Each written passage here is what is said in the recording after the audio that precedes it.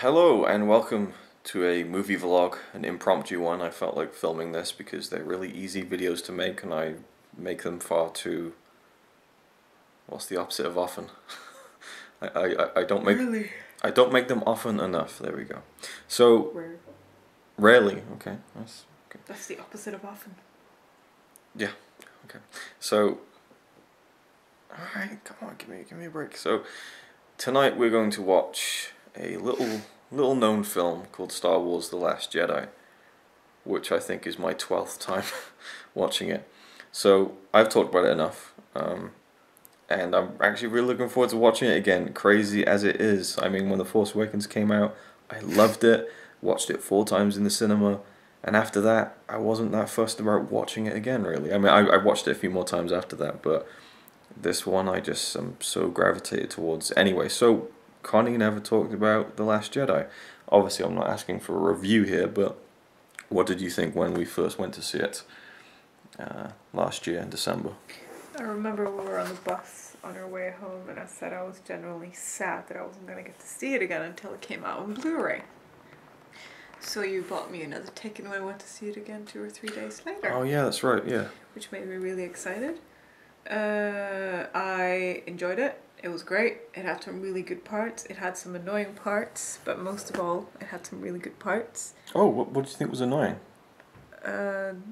What everyone thinks is annoying, who's Snoke, that we don't get to know. Oh really? I didn't remember that you were bothered by that. No, I just agree. It's like all this build up and then I don't think there was that much build up. What are you doing? What am I doing? Well, you agree. You told me after. I was like, oh, we don't get to know who Snoke is. No, I'd never said that. I love that we don't get to know who Snoke is. It's not necessary. You get all you need to know from the film, I think. My personal opinion, and I don't care about any other of course, people's no, opinion, that's fine. I'm not disputing is it. that I wish that I knew more about Snoke. He dies very abruptly. Well, it's a good death. It's a great that scene death. is one of my absolute favorite scenes altogether. And I'm glad that things went the way they went as well between Kylo Ren and Rey. I don't like... Well, I understand why this whole thing about like Rey's parents and where that is going came from nothing and blah blah blah. But there was just a disappointment because I really wanted it to be Luke. I really wanted him to have a kid, you know what I mean? But it makes sense because the way that I can see where they're going to go with episode 3, is it 9? And everything like that. Well, this is 1, 2, 3. Right. Generation 3, isn't it? Generation 3. I love it. I'm okay with the whole Luke thing. I love the scene between Luke and Kylo Ren. I hope I'm awake for that, but I might fall asleep. I don't have many feelings for, what's her name? Rose. I remember that you weren't too fussed. She's okay. Very minor. So I feel like the whole Finn part of this journey is kind of like, you know? Even when he's on Kylo Ren's ship, I'm a little bit like, you know, and the fight between him and Phasma is just okay in my opinion. I feel like she should have had a different way to go. Which is, I'm a little bit disappointed over that. Just my opinion. Yeah. Because everything else that happens surrounding that fight is so higher up that I feel like it's just dying out. If that was earlier on or somewhere else in the movie, it would be more epic. There's a car alarm going off. It's a little bit distracting. I'm thinking about that scene in Twin Peaks with the woman in the car just like, the car alarm's going off and okay. Come back at the end. The Leia thing, I don't mind. It's a little weird to look at, but I mean she's frozen, you know. Right. But then again, that must have meant that she died like that. But you don't really see that. Well, she didn't die, but like, you know, when she goes out there, it's like, you know what I mean? Yeah, Did you have to wait until she was frozen? No, she didn't. But it looks a little ridiculous, but I like that she always had the Force with her, so fuck off, people. I know, I always say, like, when people say she didn't have the proper training, and I'm like... Doesn't matter, when life depends on it, that's when you get it. You realise, like, she's the great-granddaughter of the Force Did itself. Rey have proper training? Are you guys complaining about that? They do actually. They do complain about that. But my point is, Leia is the great-granddaughter of the Force itself. Like, who was Anakin's father? The Force. Like, he was born of the... Anyway, so we're going to watch The Last Jedi, and I look forward to seeing it again. There was something I was going to say, but it slipped my mind already. Oh my god. The one and only scene. Oh, so cool. Oh, yes. The I want to see that, like, 5 times in a row. I want us to see that scene, and you to go back, and then rewatch it again. And then I want to put my headset on and watch it again, and then again. It's just... Yeah. It's so epic. That's really that's what I was going to say.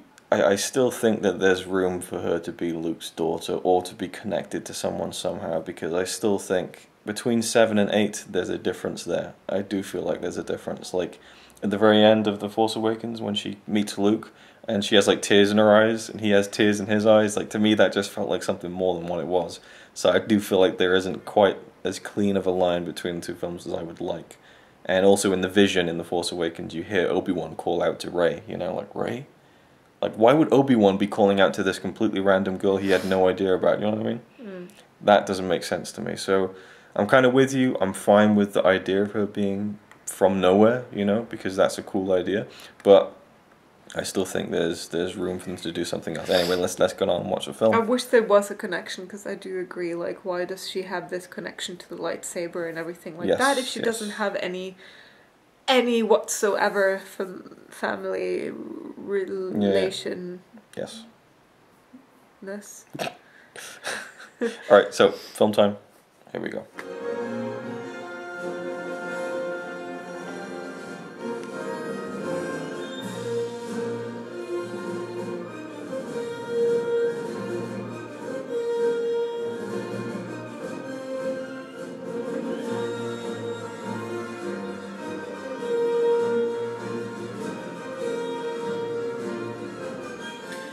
Alright, so it is now a couple of hours later, and we are done with The Last Jedi.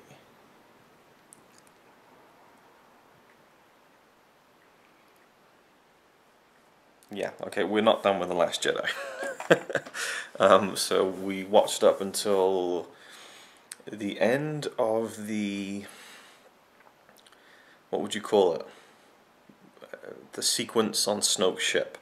So everything that leads up to the throne room scene with Kylo, Rey, the Praetorian Guards, and Snoke, and the destroying or the slicing into 2 pieces of Snoke's ship from Admiral Holdo. So yeah, Connie just really wanted to stay awake until the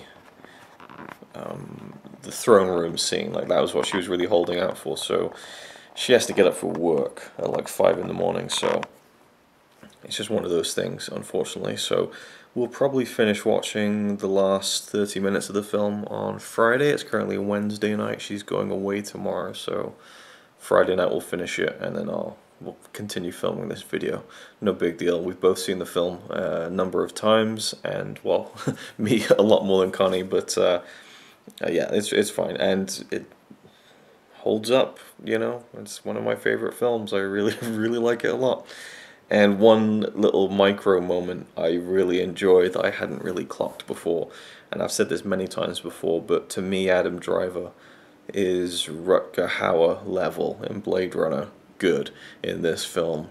Every single second his face is on screen, there's something, even when his face isn't on screen, when he's got the mask on, or even if you're looking at him from behind, like that scene when he smashes the mask in the elevator and says, "Prepare my ship," and he walks off, and you just see like the frame of his shoulders and the way he's moving very kind of aggressively. So I mean, just every moment he's on screen, it's so captivating. And this is one little moment that I hadn't really clocked before. It's when Rey and Kylo are having one of their Force communes, and she says, "You're a monster," and he kind of steps forward into the light a little bit and he says, "Yes, I am," with such conviction, you know, so coldly, with a real sinister edge to what he's saying. You know, he really believes it. Yes, I am a monster. and then the camera holds on his face for a second, and just this flicker of uncertainty flashes across his face, where you see internally he isn't fully buying into what he's selling there. And I just thought that was brilliant, you know, where he really wants her to know that, yes, I am a monster, and I'm fully, you know, convicted of that within myself. But deep down, he doesn't really think he's a monster, and he's fighting against that imbalance within him. So brilliant performance, and I'm looking forward to seeing the last 30 minutes, because they're pretty damn good too. So I'll catch up with you, or will catch up with you in just a few seconds, although for me it'll be in 2 days' time. Alright, it's Friday night, Connie's back, and in the land of the awake, so we're going to continue. For now. For now. We have half an hour. Between two dimensions here. We have half an hour left of the film. In fact, let's just see exactly where we left off. This film left off right after the jump. And all I wanted to see was the jump. Lily's butthole cameo.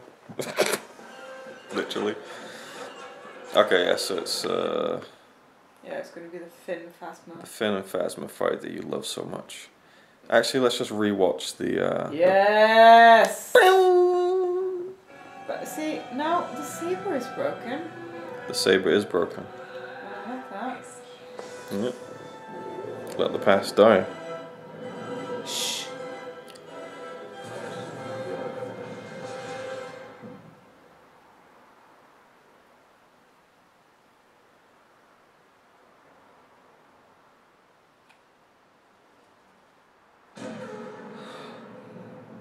It is hold the breath worthy, isn't it? So yeah, we'll watch the rest and then come back at the end. Alright, we're done with The Last Jedi. We've tried about 4 times to film this already. So 2. I knew you were gonna see. I had to. Why do you double it? Just because I know how pedantic you are, and I knew that you'd correct it and be like, well, it was 2 actually. Right. Anyway, right, the film. Just the film. I only said 2. I didn't even say. Well, it was 2 actually. The fuck. What I think? I've already said what I think. Well, yeah, but now you've seen it again. I keep picking up things that I did in the first couple of times I watched it. Well, there you go. That's exactly. Like the thing with the lightsaber and seeing like little things and stuff. Well, explain the lightsaber thing. How it's split, but Luke was holding it. Yeah. And it's like all these little things, like his feet don't leave the mark, the red salt, and just simple stuff like that, which is really cool. And just the look on Leia's face when she receives Han Solo's dice, which we learn more about in Solo. Yeah. And see, that bugs me a little bit, because I think those dice are in the very first Star Wars film. You see them for like a split second, like above Chewie's head as he sits down, but then you don't see him again. It's just like a random, almost like an Easter egg. And in The Force Awakens, when Han gets back on the Falcon, he's like, oh yeah, and he puts the dice back up. Yeah. But that's not in the film. They deleted that. Did they? Yes, you can see it in the behind the scenes. They shot it, but they never used it, and that's why Rian Johnson used the dice in this film. So I guess he was a little bit like, I guess you took out the dice thing. Yeah, so most people don't even know what the dice are then. When they're watching this, because Solo hasn't come out yet. Right? Yeah, I guess. And I think in some like one of the books or something, it says that Ben Solo grew up playing with those dice. Like that was like his childhood kind of like, you know, play thing. So when he has them at the end, it's kind of very symbolic. I still agree about like all the points that I keep saying. Yep. Like about Phasma, about Rose. Mm-hmm. It's the build up of Finn trying to sacrifice himself is really good. So good. I love Finn and I want him to be in the next one. Yeah. But at the same time, it would have been a good and decent death. No, right, okay. Because it wouldn't have stopped them anyway. They would have found a different way to get in. Exactly. But we needed it. I know that we needed it to go through and punch a hole through the door. But Right. With the whole my whole thing with that is like it's one of those moments where they have their cake and they eat it, which usually doesn't work, and I guess some people agree that it doesn't. For me, it does because in that moment, Finn closes his eyes and he is fully committed to sacrificing his life for something bigger than him. He's fully decided, like that's his journey in this film. In the first film, he's just trying to get away, and then he's just trying to help Rey, who kind of is his first friend, really. But in this film, it's about him... He's still helping her. You can tell he's not that selfish. Right, I know, but in this film, he decides which side he's going to pick. Like, is he going to... You know, he's fully decided by the end of this film he's going to be with the Resistance, and... I feel like that was pretty clear the second he left with Poe. That he wasn't going to be with... Yeah, no. That means he wasn't going to be a stormtrooper. That doesn't mean he's going to join the Resistance. The whole movie, The Force Awakens, he doesn't want to join the Resistance. That's the whole thread of his entire story. Anyway, so by the end of this, he decided, like when he says rebel scum, like that's when he's fully planted his feet and decided. When he says to DJ, he's like, yeah. He says, you know, you're making the wrong move, and he says maybe. Anyway, so my whole thing is like he was committed to sacrificing himself. So for me, that's good enough. That is a big character moment, and the fact that he doesn't die means we get to see more of him in the next one, which is good. But also, if he'd taken out the cannon, then we wouldn't have had that moment with Luke. Luke wouldn't have needed to be there, and then we wouldn't have had that amazing ending with Luke. So, we would have had a different way, but I know. The music and everything made you really feel like, okay, this is it. Yes. Which I like. They really built it up to, this is your goodbye with Finn. Sad music, now. Yeah. Tears in his eyes. When I first saw the film, I thought that was it. Like, I really bought it, so yeah, I agree. Yeah. In fact, I was so, like, after the whole Leia thing, when she got ripped out of the ship and everything, like, and I was so, like, in the first viewing, the first time I saw it, I was just, like, ready to buy anything. So the whole throne room scene, when Kylo is about to kill Rey, apparently, and it looks like she has no way out, like, for a second I was like, wait, maybe they'll kill her. Like, I was just, like... Really, I was really like, how did she go? Han, so. Yeah, and just like, obviously, if I really thought about it and sat down, there's no way they'd do that. But in the moment, for a brief split second, they built it up so well that I just couldn't see a way for her to get out of it, and I didn't foresee Kylo flicking that lightsaber on because it was so unexpected. Anyway, so I loved revisiting it, as I always do. I still get emotional, but it's like at different parts every time for some reason. I'd say the most emotional I got was actually the Finn bit, which usually doesn't get me. But I just think John Boyega's performance in that last split second when he closes his eyes is so powerful, I think. Yeah. So. I want one of the crystal foxes. Yes, crystal foxes are very cool. And I like how when Poe is reunited with BB-8, he kind of like rubs yes. BB-8 like he's a Labrador that just got back to him. Like Lassie, kind of like, yes. Hi boy, Crumbs, good to see you. Yeah, he like tickles its belly or whatever, Yeah. The equivalent. Have you seen at the Oscars? Same way you do a Labrador, or no, I mean a dog. No. If anyone has seen this at the Oscars, Oscar Isaac, Poe, Kelly Marie Tran, Rose and Mark Hamill, Luke, they came out of the Oscars to present an award, and they had a BB-8 fully functioning come out on stage, and just in the corner of the screen you just see Oscar Isaac bend down and just quickly, tickle his belly, which is just it's like a blink and you'll miss it moment. Yeah, I can. I love the lifting rock scene. That whole when build you up look is back at her, you have the music and everything, but it's just the light shining through the rocks. It's a very beautiful shot. The shot with between Luke and Anakin. Luke and Anakin. Oh my God.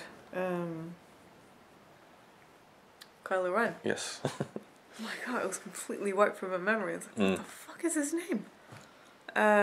So fucking amazing when they light their the sabers and everything is aligned so nicely. Everything is so. It's like a samurai movie, like a proper like showdown duel. It's amazing. It felt like it had that samurai movie influence, but also with the westerns as well, like that kind of stuff. It has so many amazing shots, this movie. Yeah, I specifically think the Luke-Kylo confrontation has about 5 or 6 amazing shots. Like, it's really highly concentrated in that scene. And I just love how, like, you know, when Luke walks out, the whole like battlefield looks like it's drenched in blood, because all the minerals has been exposed underneath the salt, and then it starts to snow, and so by the time they're about to kind of, you know, duel, it's all white again, and so when Kylo's feet skirts along the floor, it like rips the red up again, which almost made me think he actually killed Luke. I thought it was blood at first. So yeah, and you know, again, we could talk about it forever, I suppose, but it's just so good. Chewie was badass flying. Yeah, oh, I love that scene as well. The whole, so cool. This whole third act is just amazing. I love it. Yeah, I remember we were watching some of the behind the scenes recently. I feel like Chewie's gonna leave. Leave? Yeah. You mean die? No, I feel like he's just gonna leave. Like he can't do it with without Han. Han, and he's just gonna be like, sorry, and then just leave the ship to Rey or something. Well, you know what I would really like to walk see? away with his little bird. His little bird, yeah, his Porg family. His Porg support animals. What was I going to say? I don't know, actually. Back to you. No, it's just, I mean, I would be depressed. Yeah. They're bros. Yep. For a very long time. Yep. Buddies. Yep. Pals. If there's going to be a love story between Finn and Rose, no. Finn's just not there. Rose is, obviously. Yeah, I'd like it if they address it, and then it just becomes that he isn't interested, I guess. Yeah, because he's got some kind of, it's more than just a friendship with Rey. No, I don't buy that either, to be honest. I think that Finn and Rey find each other very special because they're each other's first friend, really. I mean, you know, maybe she had friends when she was younger, but I mean, it seems like she lived a solitary life on Jakku. And they had this very intense meeting. I think the guy who died in the fight, who did the blood thing on his face, was his friend. Maybe. He cared that he died. But yeah, I see what you mean, but there's just something there. The way that he looks at her and how he's so scared for her all the time. Then they need to address it because there's just something. Okay, let's... And I would like to see more of this special interaction that Rey and... because that's the thing, isn't it? Snoke's dead, so he didn't make them connect again. That was them. Yeah. Yeah, he was just trying to stir things around, I think. But... Stir things? What do you mean? What? He was trying to stir things around. Yeah. Who? Snoke. He made the connection. That's what he said. I think he did. Yeah. Yeah, but he's dead now, and they're still connected. Yeah. I hope that continues. So, I love those scenes. So I'm assuming that Snoke sensed that they were connecting, and then just said that it was him. Yeah, just to again stir things, like Maybe, I said. But then she forgot. But she closed the door on it, so I think that's the end of that, which will make it more interesting when they meet again in the final movie. But I want to get your take on this. Do you know that like the big thing that people on the internet love is the Rey and Kyllo romance? Yeah, but I don't. Well, kind of, but at the same time, no. Yeah. Because I felt like it was wrong because I was thinking, what if they're brother and sister? But now that that's clear, when they do touch hands, I have a different feeling when I watch it. The second time I watched it, when they touched hands, I felt something different. It's kind of like when in Silence of the Lambs. Yeah. It's that kind of like there's something intriguing there. Yeah. I don't like it, but I like it. But also, I think that I think it's a very troubling kind of idea, really, because he's very what's the word? He emotionally abuses Rey. I think there's like when she says like why did you kill your father or something like that, and he's like, no, say it, like he keeps telling her to say things, like he's really like. He's got this power position, or he's trying to build this power position over her. I think also he wants to hear it too, though.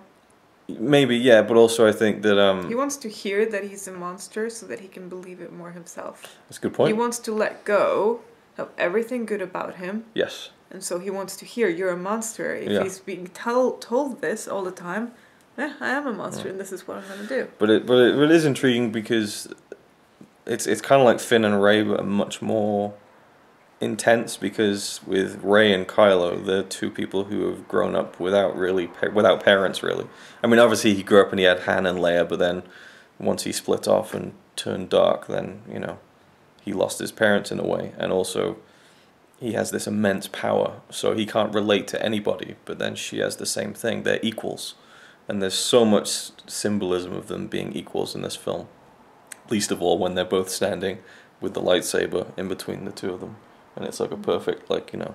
It's like Voldemort and Harry. It is, it really is, and like Luke says, like, powerful light, powerful darkness, you know, balance. And so they both have that, but it's, you know... Yeah, but she has a connection to the dark side as well.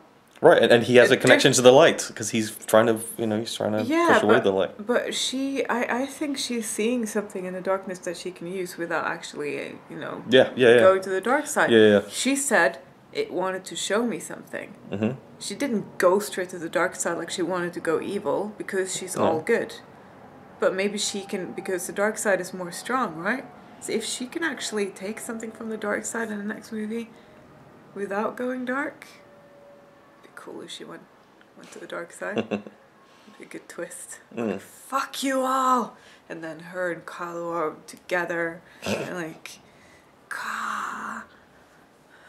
Maybe you should be right in the movie. With Mark Hamill. and then Chewie is like 100 feet tall. Godzilla Chewie. And all you hear is because that's like the slow motion. Yeah. But I think that he has... I don't want her to go to the dark side, by the way, I was joking. Yeah, and I want her to use the dark side. And I think that he has feelings for her because... like it's so interesting. He's alone. Yes, he's alone. Kylo Ren is alone. Yes, yeah, he's alone. But also like I love how just a few seconds can change everything. You know, at the very end, when they're face to face, and he's like, "I want you to join me," and then he says, "Please," right? And like if you just cut out that "please," it changes so much. But with that little tiny little beat, like he's proper pleading, like tears in his eyes, almost like. Please, like he's almost begging her to help him. He honestly believes it's the right thing to do. Yeah. Anyway, I just love how deep the characters are in this film, or the main characters, I should say. I care about the characters in this movie. I didn't care about the characters in Rogue One. Okay, well, that's a whole other discussion. So anyway. No, I'm just saying, like I care about them. It's a good thing. Yeah. I really, really care about Rey, and I actually care about Kylo too. There's this. Just when he's vulnerable like that, you know? Yeah, I'm still split on that. I know everyone wants to see him redeem himself at the end of the next one, but I still think he's gone too far to be fully redeemed. I don't think there's a happy ending for him, but I think there's maybe a happy compromise. I think there will be some kind of freaking Darth Vader moment again, where he saves her. That's it. And then he dies. That's it. I don't want it to be too similar in that way either. It's gonna be, and people are going to be like, if they don't do it, it's not really Star Wars. And then when they do it, it's exactly like Star Wars. Yeah. That's what it's going to be like. Pretty much. No one's ever going to be happy. It's like, the Force Awakens was just a complete retread of Star Wars. They just nothing original. We need The Last Jedi was so... it's too original. Just because you subvert expectations doesn't mean that it's a good movie. Yeah, or whatever. May the Force be with you. Yeah. So there we go. That was it. Thanks for watching. And catch you on another time. I'll see you then, or I'll see you on another time. One video. Huh? Later's on the Menjay. Yep. And yep. Wow, you just ran empty, didn't you? Completely. You couldn't even come out with anything, and then you're just turning it to me. Yeah. It's a handy little thing where I'm just like, oh, I don't know what to say. No. I don't have anything to say either. I'm going to bed. Okay, so good night, and ta-ta and farewell. Gentle- And you, sir, are you waiting to receive a good night? Gentlemen, this is Democracy Manifest. He's alright by me. Apart from the fact he throws cans of Carlin into a tree. Yeah, he's really cool. Yeah, he's really cool. But he's not quite as cool as you, 'cause